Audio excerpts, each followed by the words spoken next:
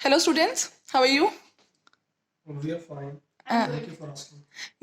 Please introduce yourself to our viewers. My name is Manvi. I have studied for my IELTS coaching from the Sunland Education and Immigration Center, Sector 32, Chandigarh. Yeah, and My name is Azhar and I also study from here. okay, what are your requirements and band scores? I've got 7 overall.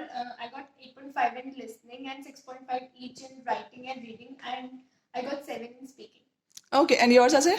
I also got 7 overall, 7 in speaking, 7 in reading, 7.5 in listening, and 6.5 in writing.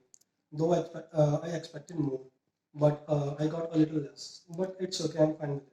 Okay, and are you preparing for academic or general? We are preparing for academic. Okay, and how was your exam?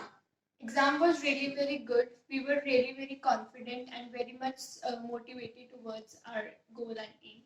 Okay, thank you so much. And do you recommend any strategy for IELTS students?